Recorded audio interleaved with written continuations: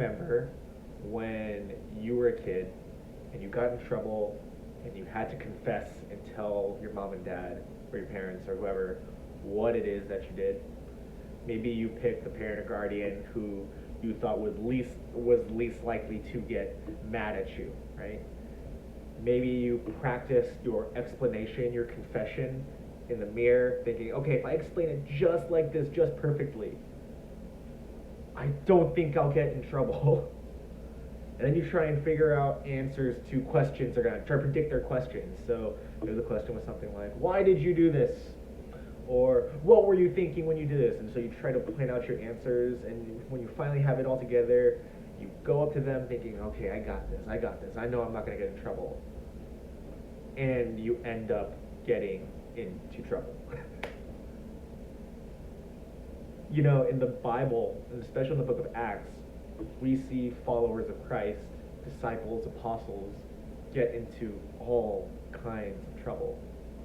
Although it's not trouble like, the kind you got into when you were a little kid, or even recently.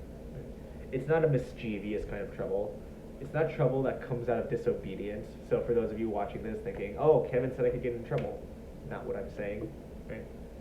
It's trouble that arises when followers of God who are following the Holy Spirit and His leading then find themselves in direct opposition to the world because of that calling. At this point in our story in Acts, we've seen Paul as a missionary, and he's spread the gospel in Ephesians, Miletus, and he's returned to Jerusalem, from where the church started in Acts 2. Right? And he's talking to James, who's kind of the leader of the church in Jerusalem at this time. And he's letting him know about his ministry and all that's going on. Right? When Paul is in the temple, the religious and cultural center of Jerusalem in the Jewish belief system, right, that Jewish men from Asia see Paul and they recognize him and they seize him in order to kill him. Acts chapter 21, verse 28 talks about these Jewish people from Asia seeing Paul and saying, "Men of Israel, help. This is the man who is teaching everyone everywhere against the people and the law in this place. Moreover, he even brought Greeks into the temple and has defiled this holy place."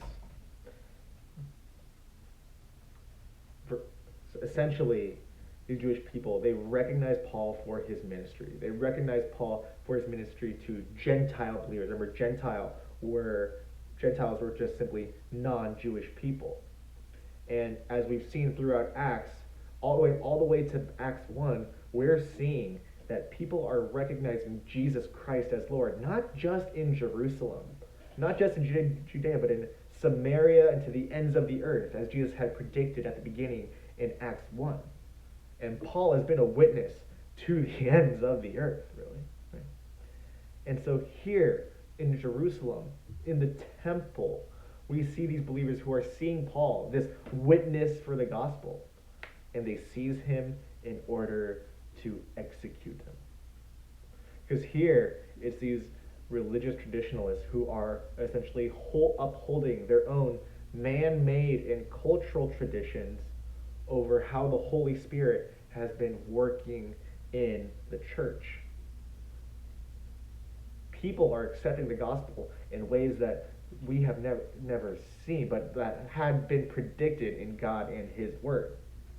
And yet, because it's not aligned with their own cultural understandings, with their own traditional understandings, it is causing these Jewish men and women to just get furious to the point that they are ready to execute Paul.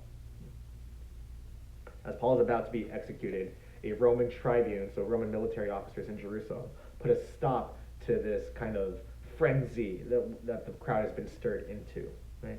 And Paul is able to communicate to the Roman tribune because he has dual citizenship. He has Roman and Jewish citizenship. Now, his Roman citizenship really could have helped him kind of get out of this, except he doesn't really mention it right away. Right? Instead, he asks to address the Jewish audience. And so we see then in the next chapter, in Acts 22, starting in verse 3, when he addresses them, Paul goes, "I am a Jew, born in Tarsus in Cilicia, brought up in the city, educated at the feet of Gamaliel, according to the strict manner of the law of our fathers, being zealous for God as all of you are this day. I persecuted this way, Christianity at this time, to the death, binding and delivering to prison both men and women. We skip down then to verse 6. As I was on my way and drew near to the city of Damascus, about noon, a great light from heaven suddenly shone around me. And I fell to the ground and heard a voice saying to me, Saul, Saul, why are you persecuting me? And I answered, Who are you, Lord? And he said to me, I am Jesus of Nazareth, whom you are persecuting.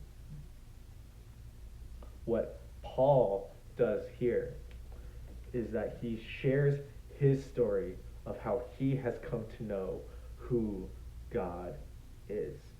That he has come to know that and recognize that Christ is Lord. Paul's story is evidence that all he has done for the sake of the gospel is only something that can be done in the power of the Holy Spirit. Paul's telling them, hey, I am Jewish. I was tutored under the best teachers. I knew the law. I was more zealous than any and all of you. I myself persecuted and delivered people who followed this man, Jesus. Right? And yet, he came and made me realize that he himself is Lord. He's sharing the story of how he went from being a persecutor of the church into becoming a missionary of the church. We are, as Christians, called to be witnesses in Jerusalem, Judea, Samaria, and to the ends of the earth. Now that can seem like a really, really overwhelming, daunting task, right? Going outside of even just our own sort of circle and immediate bubble and sphere of influence, and to just proclaim Christ anywhere and everywhere that we are. And yet, Paul's story here in Acts is a reminder that we don't need to be the best and the brightest in terms of how we explain. We just simply need to give testimony of knowledge of our own relationship of Christ and what he has done in our lives. In this difficult season where there's a lot of confusion and uncertainty and maybe a lack of peace in a lot of areas, one of the things that you can be doing is being a witness, and being a witness to Christ as Lord in your life. I love you guys, and I'm praying over you guys, and we can't wait to see all of you. I love you guys.